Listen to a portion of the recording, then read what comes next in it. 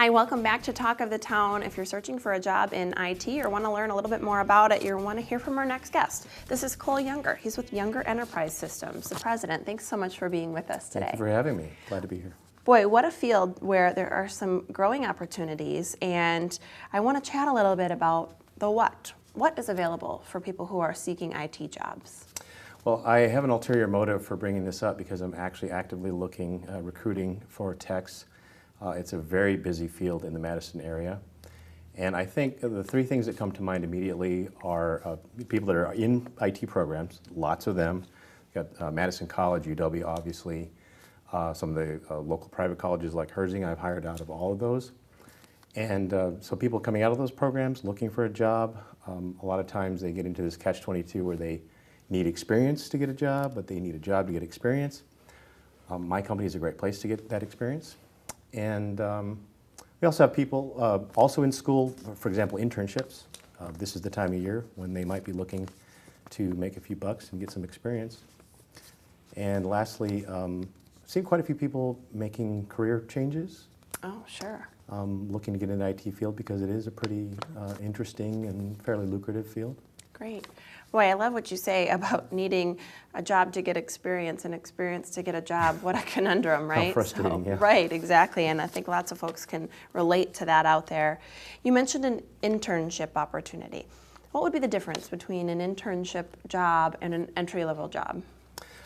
There's not a lot of difference in terms of the training and the onboarding that I would do for them. I think the main things are that their hours are going to vary depending on whether and how many classes they're taking, what their load is. Sure. And of course, with an entry-level person, they're basically looking to start their career and just take off. Whereas an intern, they might just be kind of getting a feel for what kind of IT they want to do and looking for credits and looking for specific documentation. You mentioned training really on both sides there. What is that going to look like? What does somebody stand to gain in terms of learning? Well, I think for someone coming out of school specifically, there is always kind of that gap between what they learn in school and the real world. That's not to say that the programs don't work really hard to give them a real world experience, but there's always going to be a little bit of a lag because they have to develop curricula and things like that. And also, what I've noticed is if all of your experience heretofore is in school projects, one of the things that you're lacking is that sense that if I mess this up, I might lose something very important to a customer, lose their data, or give them, create downtime. Whereas with the school project, if something blows up, it's not that big of a deal. Sure, right. The weight is different, right, in terms of Absolutely. The gravity of a mistake, for example. Let's talk about specific qualifications. What's needed or expected of somebody in this field, even just starting out? Yeah, this is something that I really have thought a lot about and really think about a lot because I've dealt with so many different types of people coming into the field. I think the most important thing, the core thing, is character. And that means a lot of things. Obviously, we usually think of things like integrity and honesty, but it also means like a sense of stick-to-itiveness, being able to see a project all the way through. It also means something as simple as being able to take criticism well. All these are things that probably apply to most jobs, but I find that specific qualifications like certifications or degrees, although they are important because they certainly show that somebody can see something through,